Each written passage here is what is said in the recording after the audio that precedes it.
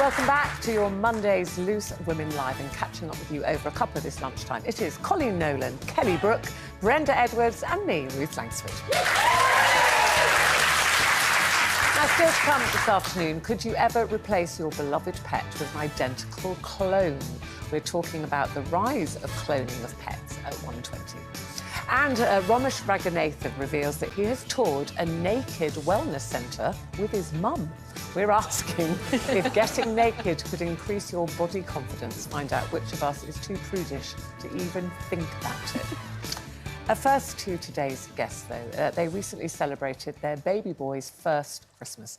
And for JLS star Oritsé Williams and his wife Kazz, it was even more special after the couple battled for years to start their family. JLS star Oritsé Williams and his wife Kazz met online in 2019.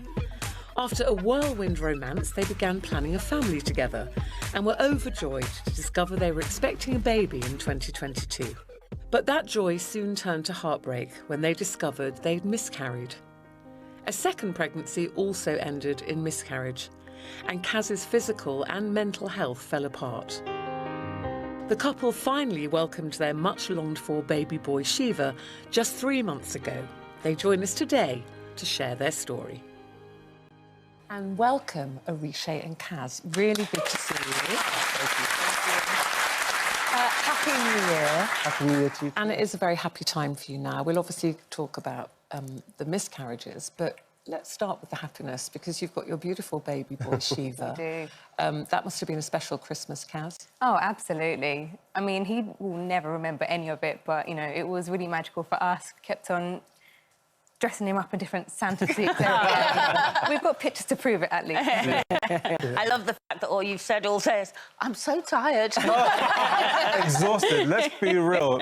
Having a baby is so beautiful, but it is so exhausting at the same time. It is, yeah. And, you know, obviously... But worth every minute. But worth every minute. Yeah. And between, like, cooking and Christmas, you know, festivities and being with the family and everybody just kind of wanting to hold Shiva and the whole family's, like, fighting to feed him, like, literally. They definitely were, like, yeah. Like, Kaz is like, that's my baby.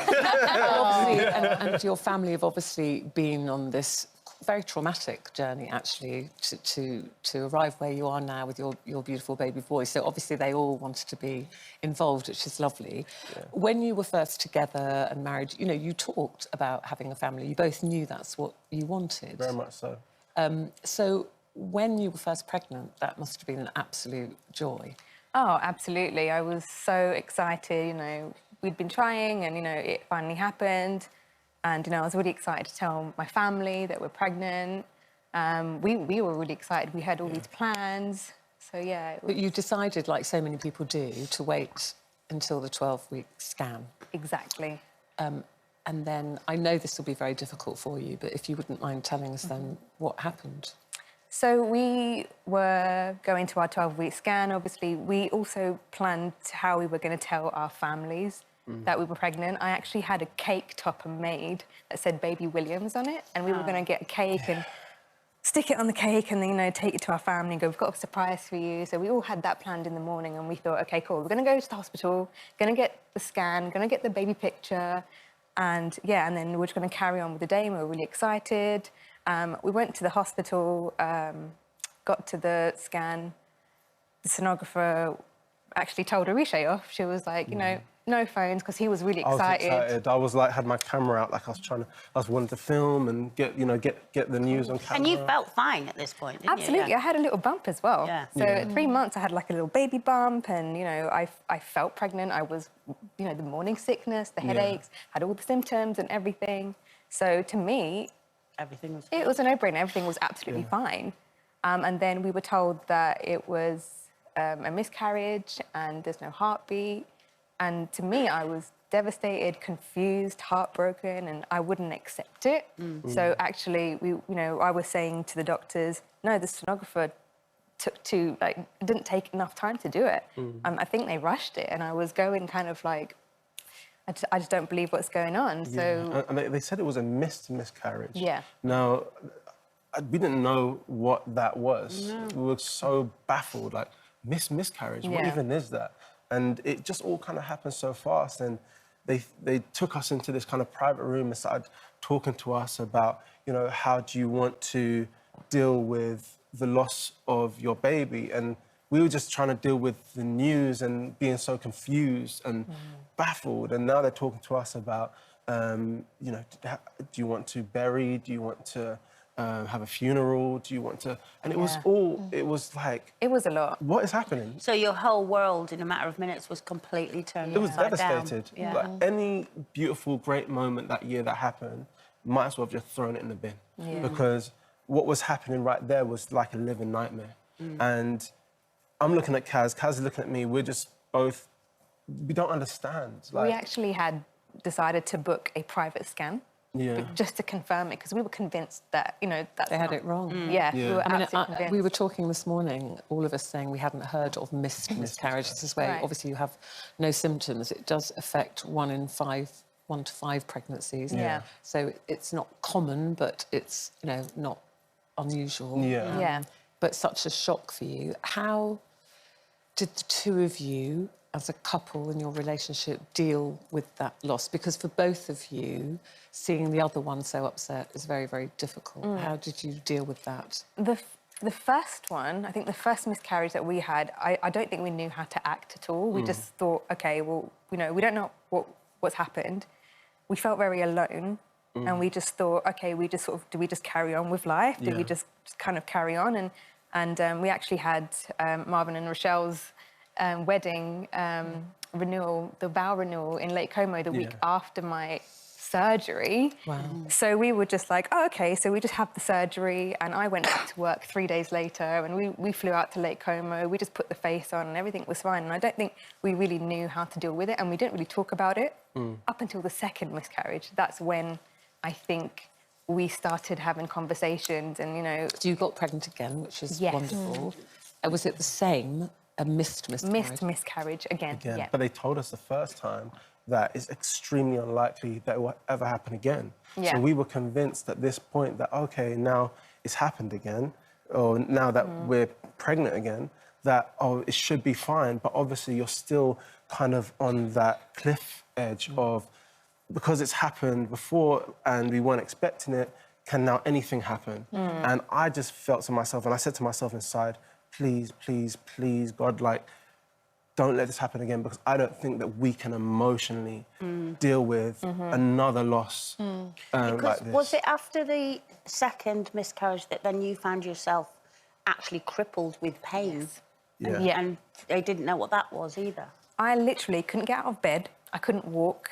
I couldn't really do anything. And I just thought, oh, you know, I must be in some sort of bodily pain. And I went for scans. I went for MRI scans. And the doctors couldn't find anything at all that was wrong with me. I even had an injection in my spine because I couldn't walk. And it was because I was mentally and emotionally suffering from both the miscarriages that I ended up crippling myself. With grief. With grief. Yeah, Yeah. it's Absolutely. grief. And you're not tapping into it. So, I mean, I've went through miscarriages myself, so I really understand, like, what you've been through. Where are you now in your grief journey? For me, I never had a baby, so I never got the cigar at the end. I went through all the pain and never got there. And I know a lot of women are still in that situation. Is it a myth that once you have the baby, then all of that kind of goes away? It doesn't. You know, because from my point of view, I think, God, if I had the baby, would all that pain go? Or it's still there, isn't it? It doesn't just all of a sudden go away. It doesn't. And speaking to women who have gone through it, they say the same. Like, when I hold my son Shiva, Yeah. I'm like, I got you here safely. I didn't manage to get the other two safely here. And This is the thing, though, you know, you guys went through a blame game, which you're obviously feeling, but, you know, you need to both know that you're not to blame for that. And I think it's just so beautiful, the name that you've given your son, meaning the destroyer of darkness, but also the creator. You've created something beautiful, and don't ever feel guilty about what's happened before. That was nothing, it was not your fault. And how...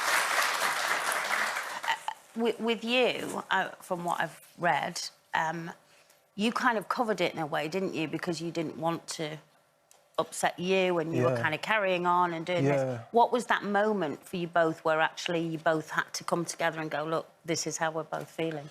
Yeah, I mean, it was tough. I mean, I was in obviously a new chapter of my life. I was recording and writing solo music, so I was trying to just focus on throwing myself into my, you know, what I was doing at that particular time, but at the same time trying to be strong for Kazz. And as a man, you think, oh, you know what? If I don't show any emotion, if I show that I'm strong, that she's not going to... It'll be easier for her. It'll be easier for her. But there came a point in time whereby Kazz kind of turned around to me at home and was like, do you not feel anything? Like you've not told me how you feel or expressed how you... Were you worried he wasn't feeling anything?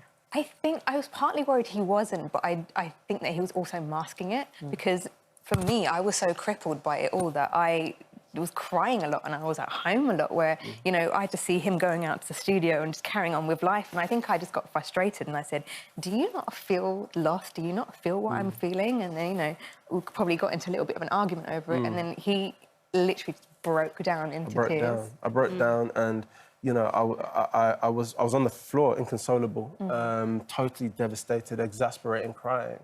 And it all just came flooding out, like it all came flooding out. And I said, you know, I can't even tell you everything that I said, but I pretty much was saying to her, like, do you know how much I'm hurting inside? Do you know how much I've been hurt watching you be crippled? I've watched the fact that her body, you know, she has been struggling ever since. Her health has never been the same. We've had 2 losses. Like, nothing could be worse than what's happening right now to us. Thank you both so much for talking about that today, because I know Thank you. that wasn't easy. Oritsé and Kazz, everybody. Thank you.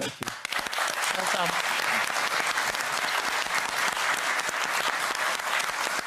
If you have been affected by anything that we've been talking about there regarding miscarriage or fertility, please go to ITV/helplines, which lists plenty of organisations to talk to for support.